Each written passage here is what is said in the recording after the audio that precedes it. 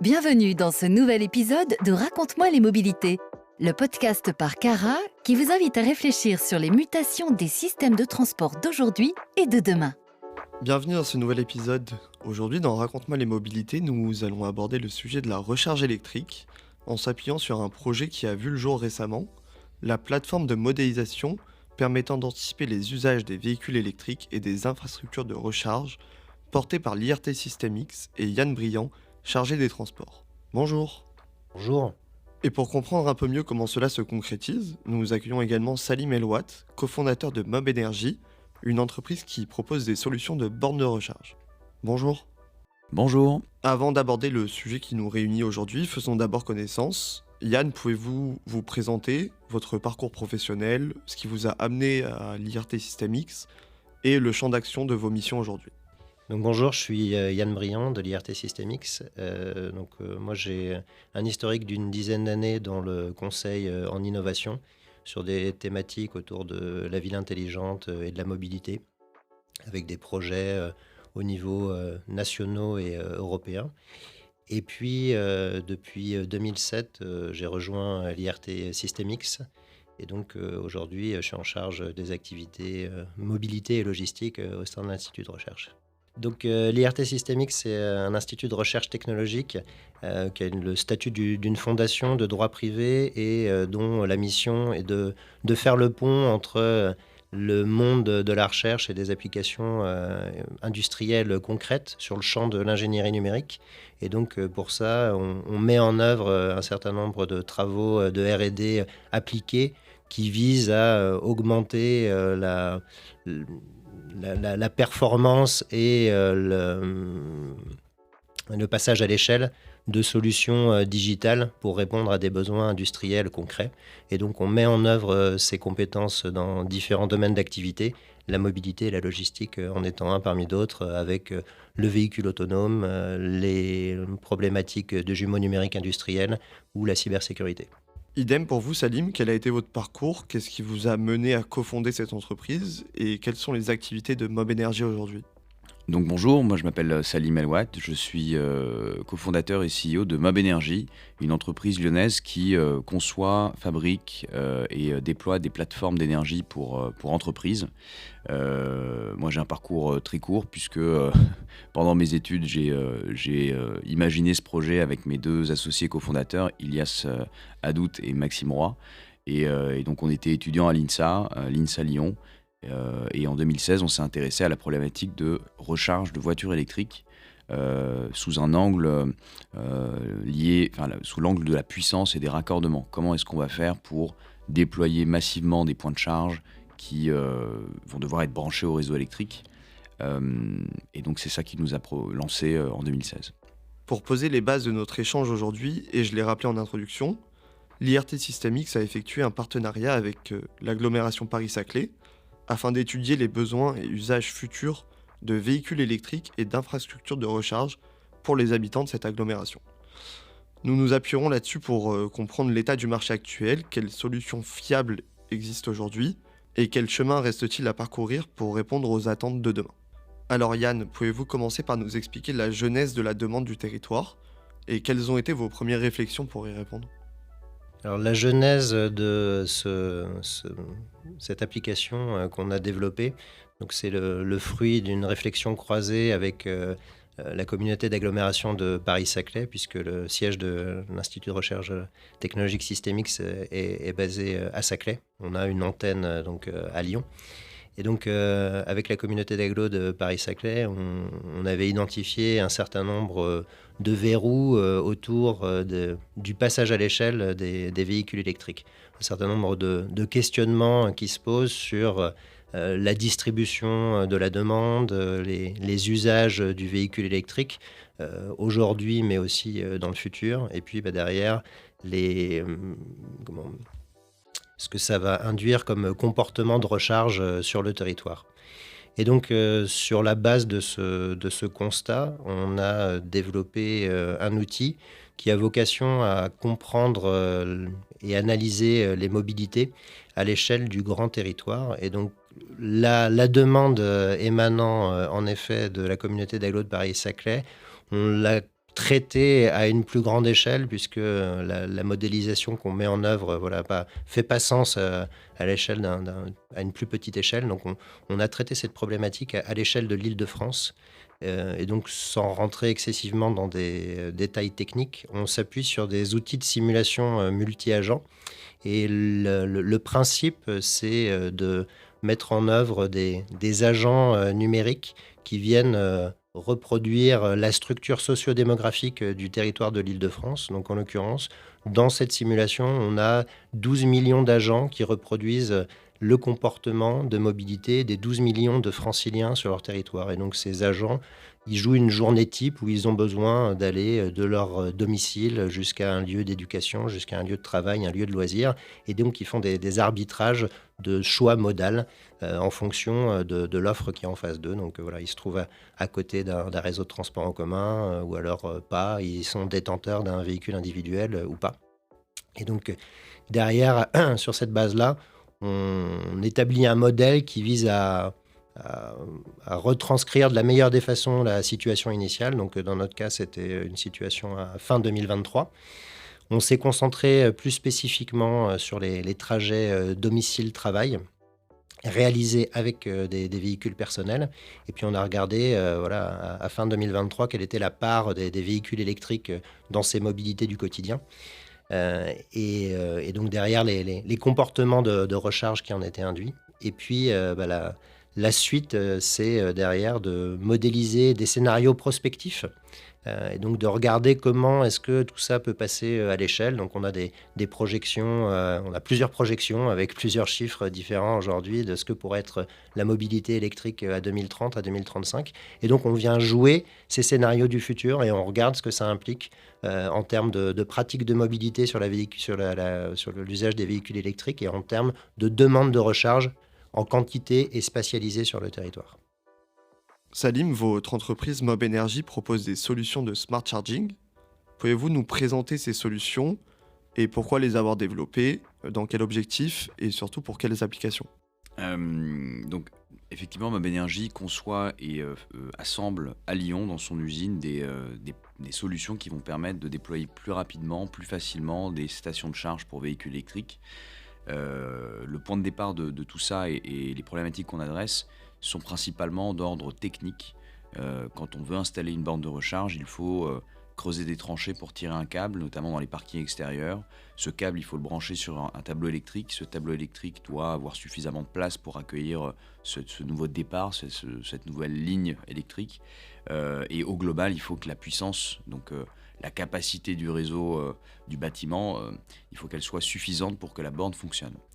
Et autant quand on veut installer 2-3 bornes de recharge sur un parking d'entreprise, on arrive à se débrouiller. Autant si on a besoin de déployer 10, 15, 20 points de charge, soit parce que la flotte s'électrifie, soit parce qu'il y a une réglementation, la loi LOM, qui impose d'avoir un certain pourcentage de ces places de parking équipées en points de charge, eh bien on commence à faire face à ce qu'on appelle des paliers de puissance. Les coûts explosent, les délais deviennent décourageants. Et donc les décideurs ont du mal à passer le cap. Les décideurs, c'est les entreprises qui vont investir dans ces bornes ou les louer. Et donc c'est là qu'on intervient. On a inventé une approche technologique qui vise à, avec un seul câble, déployer une station de 20 voire 30 points de charge sur un parking de manière non intrusive. Donc il n'y a pas besoin de trancher pour installer notre station, il n'y a pas besoin de faire de travaux lourds pour installer la station. De manière évolutive, une fois qu'on a déployé une plateforme, donc la plateforme s'appelle EICO, j'aurais dû le dire avant, EIKO. Et donc une fois qu'on a posé une plateforme EICO et qu'elle est branchée au réseau, on va avoir une guirlande de bornes de recharge qui sont branchées les unes aux autres, jusqu'à la plateforme, jusqu'au cube. Et cette plateforme, elle peut grandir. Je peux installer pour démarrer 10 points de charge, et puis au bout de 6 mois, rajouter 10 points de charge complémentaires sans avoir à rebrancher quelque chose au réseau électrique. C'est vraiment des espèces de Lego qu'on vient rajouter les unes aux autres. Donc c'est une solution très visuelle, faut aller sur notre site pour la voir, hein, www.mob-energy avec un y.com. Et donc une solution très rapide à installer, non intrusive, évolutive et déménageable. Et ça, c'est un dernier cas d'usage que je voulais partager. C'est qu'il y a beaucoup d'entreprises qui sont locataires de leur bâtiment, qui vont déménager, ne savent pas encore quand précisément. Et cette incertitude, elle se rajoute à l'ensemble des défis techniques qu'on a cités juste avant, et ça rend la prise de décision, encore une fois, de se lancer dans l'électrification de son parking encore plus compliquée.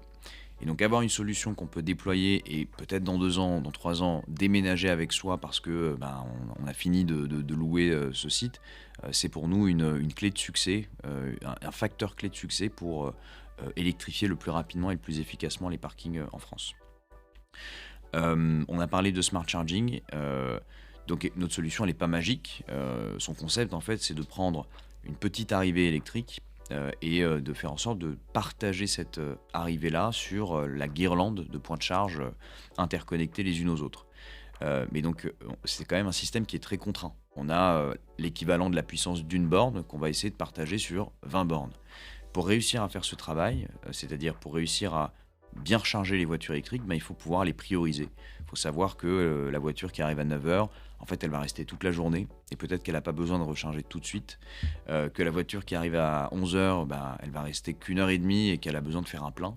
Et ces informations-là, aujourd'hui, elles sont très difficiles à obtenir.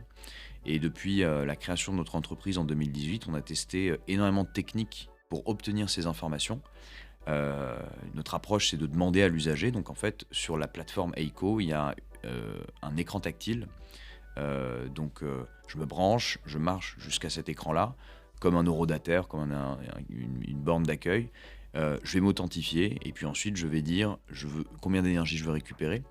Donc ce qui est un peu original, c'est qu'on parle en kilomètres. On ne parle pas en puissance parce que ça n'apporte pas grand-chose à l'usager. Donc il choisit une quantité de kilomètres qu'il veut récupérer, avec évidemment la difficulté ou la petite part de flou liée au rendement énergétique des véhicules, ils n'ont pas le même, mais ils vont sélectionner par exemple 50 km, et puis la page d'après, c'est combien de temps je vais rester sur le parking. 1 heure, 2 heures, 5 heures, 8 heures. Donc voilà, ça c'est le concept, et puis à partir de ces éléments, la solution va placer la commande de l'usager dans un calendrier, et si cette commande n'est pas faisable, on lui propose 2 alternatives, soit de rester un peu plus longtemps, soit de prendre un peu moins d'énergie. Donc voilà, c'est un smart charging une recharge intelligente qui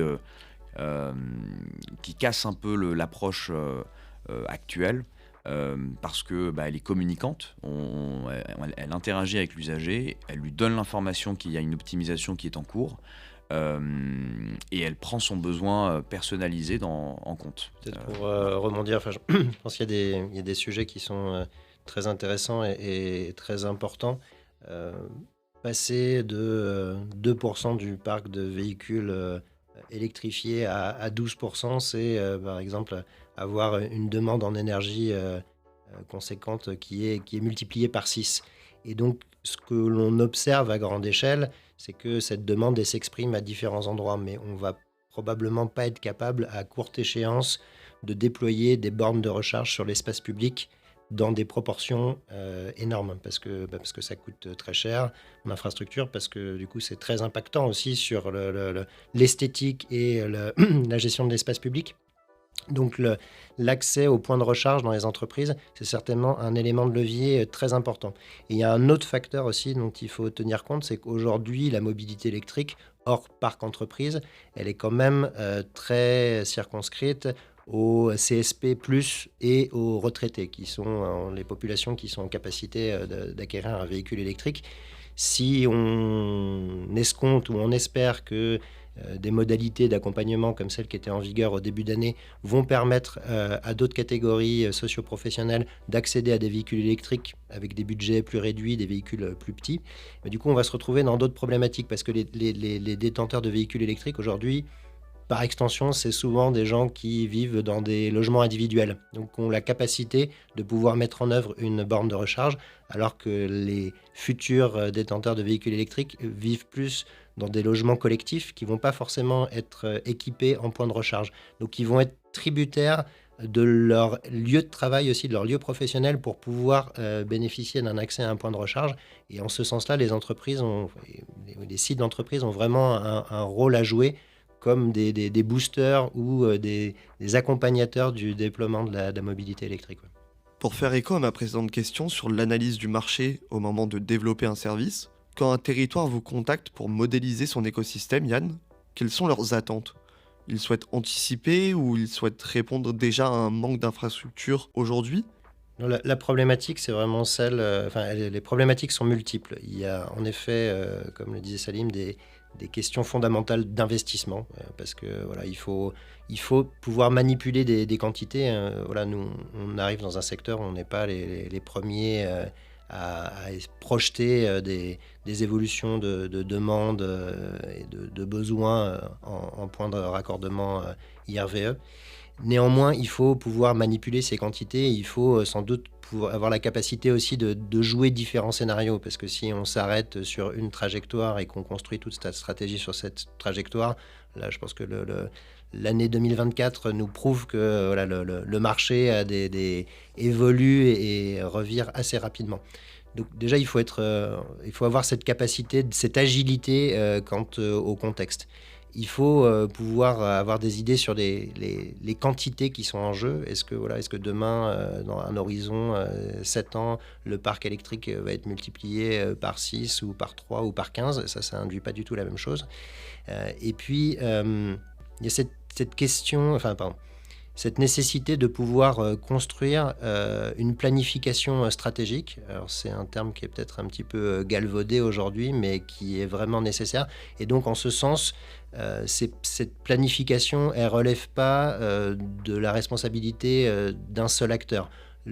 Cette approche qu'on a développée, on l'a développée avec un territoire, mais il y a vraiment un enjeu multisectoriel derrière, c'est-à-dire les collectivités qui gèrent l'aménagement du territoire doivent dialoguer avec les constructeurs automobiles, doivent dialoguer avec les opérateurs, fournisseurs, distributeurs d'énergie sur leur territoire et doivent dialoguer aussi avec le tissu industriel pour accompagner cette mutation du parc automobile.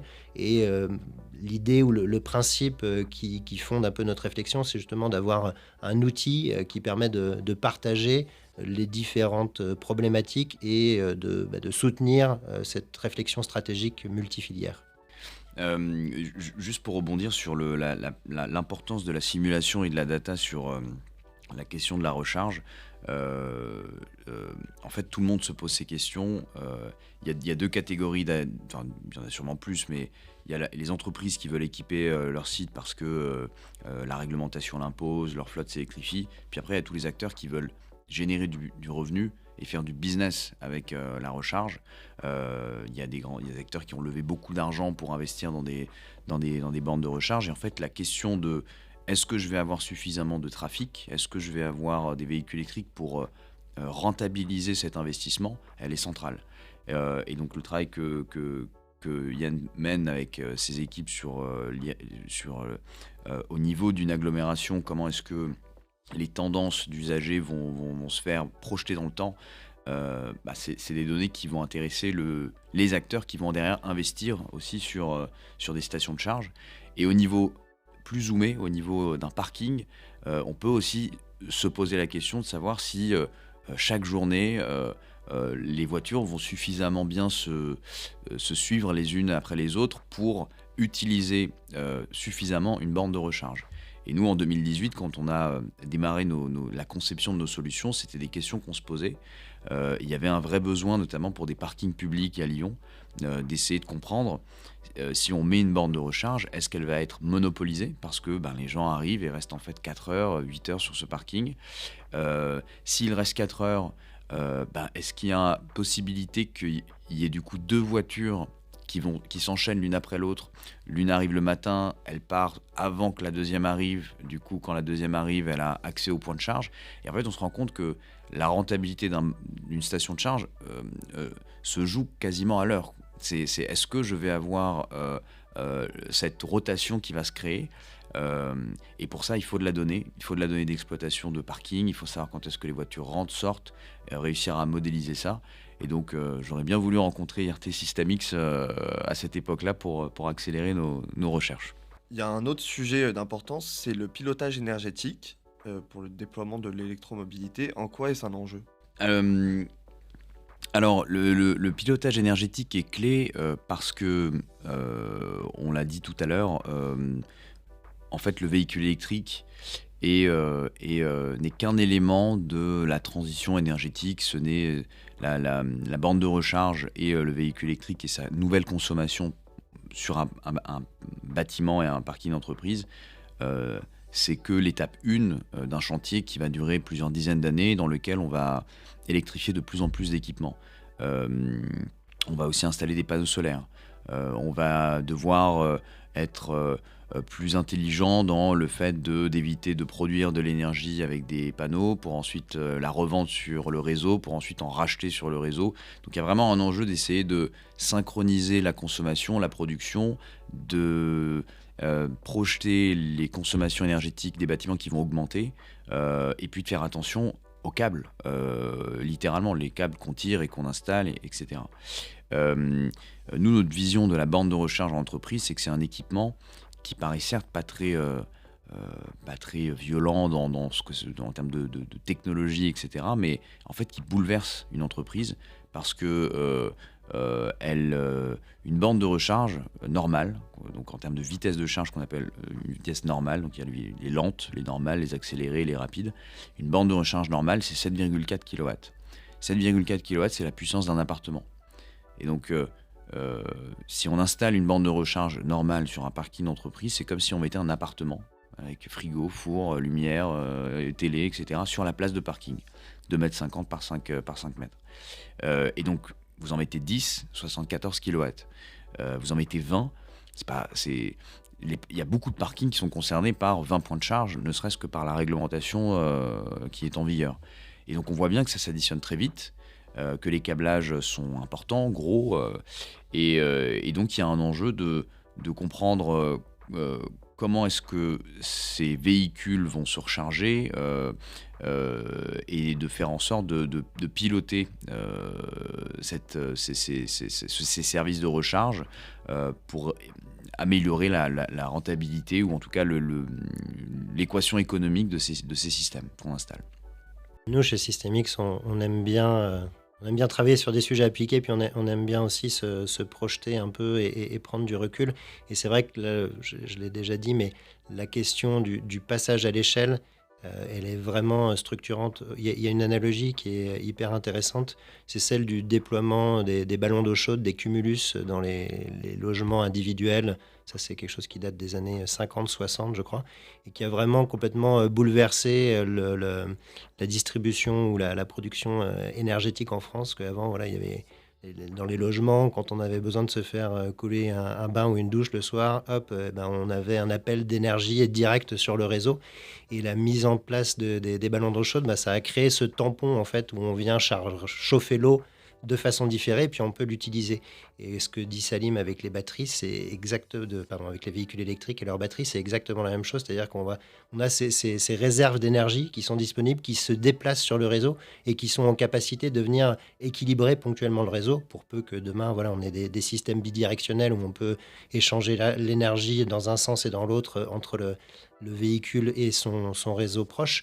Et donc ça induit des modalités de gestion de l'énergie qui sont vraiment radicalement différentes de ce qu'on sait faire aujourd'hui. Et si on couple ça en effet avec de la production énergétique locale, avec du déploiement de panneaux solaires, on peut atteindre des performances énergétiques qui sont vraiment hyper intéressantes par rapport à ce qu'on sait faire aujourd'hui. Et donc il y a derrière de l'ingénierie à mettre en place pour optimiser tout ça, mais rien qui soit impossible en tout cas. Mais les perspectives en termes de durabilité, d'économie et d'énergie sont vraiment très très prometteuses. Pour donner juste un petit exemple sur ce point, donc dans la plateforme Eco, on peut mettre des batteries. Alors ces batteries sont un peu particulières parce que c'est des batteries de seconde vie automobile qu'on reconditionne dans notre usine à Lyon.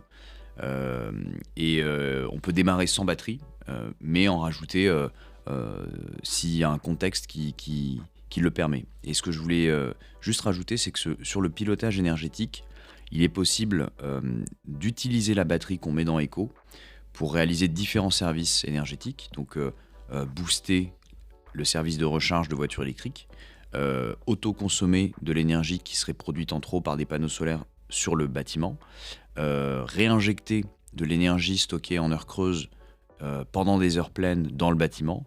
Et après, il y a même des services qui commencent à se démocratiser ou se développer de plus en plus, mais des services de flexibilité, de renforcement ou d'aide au réseau national en termes d'équilibrage du réseau. Et si on arrive à piloter intelligemment cette batterie qui est dans Eco, elle peut coûter 0 à l'entreprise, voire générer du revenu. Et donc on voit que le pilotage énergétique peut avoir un impact très fort dans le fait de donner accès à des technologies vertueuses, impactantes, qui facilitent la vie de tout le monde, en travaillant sur des services qui génèrent soit des économies, soit des revenus. Un autre enjeu est celui de l'interopérabilité. Pouvez-vous, Salim, nous expliquer cette notion et quel est son impact sur le client final ? L'interopérabilité, donc, c'est l'idée qu'un usager qui a un badge Total peut se recharger sur une station de charge Ionity ou Electra. Donc c'est l'idée que les services peuvent se parler entre eux et que mon badge que j'ai acheté, en fait, il me donne accès aux autres services qui ne sont pas forcément de l'entreprise qui m'a accordé ce badge-là.